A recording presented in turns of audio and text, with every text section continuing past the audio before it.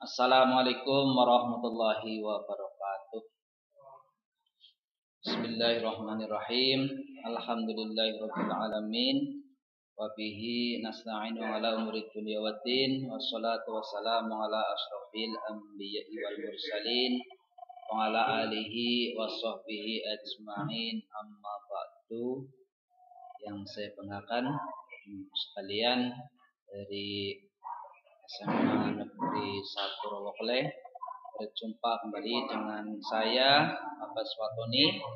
Untuk hari ini kita akan mempelajari tentang strategi dakwah dan perkembangan Islam yang ada di Indonesia.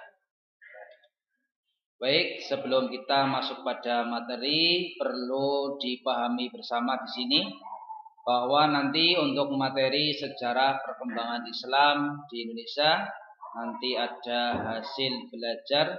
Setelah kalian mempelajari materi ini hasil belajarnya seperti apa, kemudian indikator, tanda-tanda yang perlu dipahami bersama, dan nanti ada peta konsep yang harus dikuasai dan masuk pada materi, kemudian ada evaluasi dalam pembelajaran tersebut.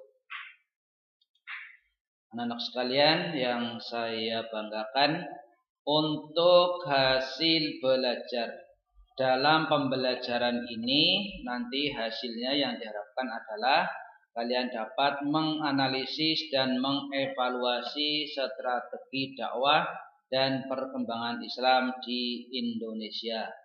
Kemudian hasilnya dapat menyajikan prinsip-prinsip strategi dakwah perkembangan Islam yang ada di Indonesia. Kemudian indikator, tanda-tanda kalian bisa menguasai materi nanti adalah kalian bisa menganalisis dan mengevaluasi strategi dakwah dan perkembangan Islam yang ada di Indonesia. Kemudian anak-anak juga bisa menyajikan prinsip-prinsip strategi dakwah dan perkembangan yang ada di Indonesia. Baik, kita masuk pada peta konsep.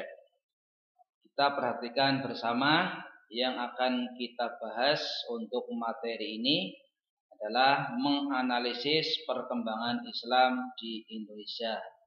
Ini kalian atau anak-anak sekalian itu mendeskripsikan strategi dakwah Islam di Indonesia, kemudian mendeskripsikan perkembangan dakwah Islam di Indonesia, dan nanti bisa mempelajari tentang strategi perkembangan dakwah Islam di Indonesia. Baik, kita masuk pada materi. Materinya adalah masuknya Islam ke Indonesia.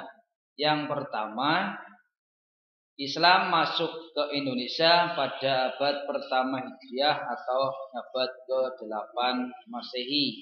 Yang kedua, nanti ada dua jalur yang dilalui, yaitu yang pertama nanti dari Arab, kemudian masuk ke Damaskus, Baghdad, Irak, Gujarat, dan Sri Lanka, kemudian masuk ke negara Indonesia. Yang kedua dari Arab, Yaman, Gujarat, dan ke Sri Lanka, kemudian masuk ke Indonesia. Baik, kita perhatikan dulu untuk peta yang ada di Arab. Di Arab Saudi kita bisa memperhatikan petanya. Nah, tadi dari Arab dan seterusnya. Kemudian ada Yaman dan sampai masuk ke Indonesia. Ini yang dari Arab, kemudian ada masuk ke India dan sampailah kepada Indonesia.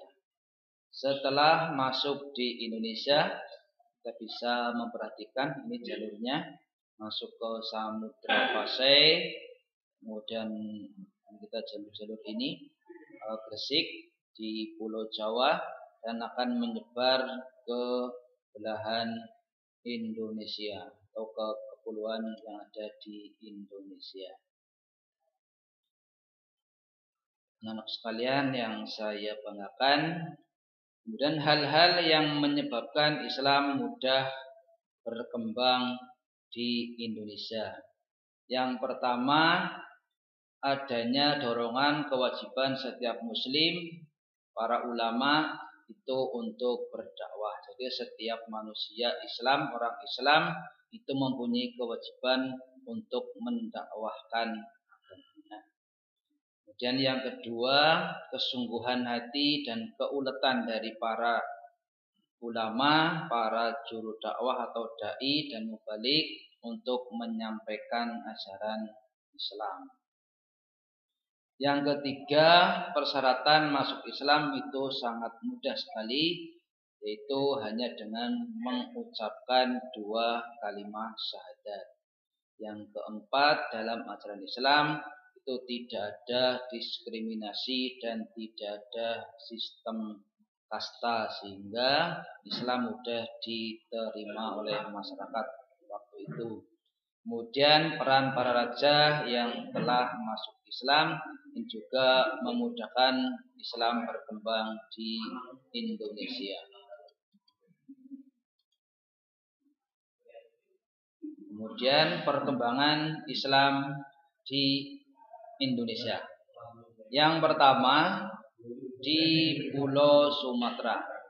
Mula-mula Islam masuk ke Indonesia itu melalui Pulau Sumatera. Cara-cara berdakwah para ulama atau dai atau para wali itu menikahi wanita-wanita pribumi yang ada di Kepulauan Nusantara di Indonesia yang telah diislamkan terlebih dahulu. Kemudian menyiarkan ajaran Islam dengan cara yang bijaksana, baik dengan lisan maupun sikap dan perbuatan atau melalui suri tauladan yang baik. Kemudian pada tahun 1261 Masehi ini berdirilah kerajaan Islam yang pertama, itu Samudra Pasai dengan rajanya Marahsilu yang bergelar Sultan Malik Al-Saleh atau Sultan Malik sini As-Saleh.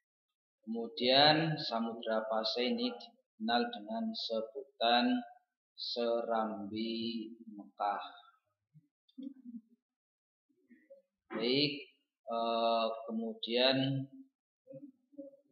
masuk ke Pulau Jawa. Setelah tadi masuk di Pulau Sumatera, kemudian Islam masuk ke Tanah Jawa. Tanah Jawa ini yang menyebarkan atau para ulama, para mubalik ini dikenal dengan sebutan Wali Songo. Nama-nama dari Wali Songo yang pertama itu adalah Maulana Malik Ibrahim atau yang disebut dengan Sunan Gresik. Kemudian ada Raden Rahmat atau yang lebih dikenal dengan Sunan Ampel. Kemudian ada Maulana Mahdum Ibrahim atau lebih dikenal dengan Sunan Bonang. Kemudian ada Raden Paku yang dikenal dengan Sunan Giri. Kemudian ada Syarifuddin atau Raden Qasim yang dikenal dengan Sunan Derajat. Kemudian ada Syarif Hidayatullah yang dikenal dengan Sunan Gunung Jati. Dan yang ketujuh ada Ja'far Shadiq yang dikenal dengan Sunan Kudus. Dan yang kedelapan ada Raden Masyahid yang dikenal dengan Sunan Gunung Jati. Dan yang kesembilan adalah Raden Umar Said yang dikenal dengan Sunan Muria. Demikianlah untuk hari ini. Mudah-mudahan mudah-mudahan dapat dipahami bersama. Sekian, wassalamualaikum warahmatullahi wabarakatuh.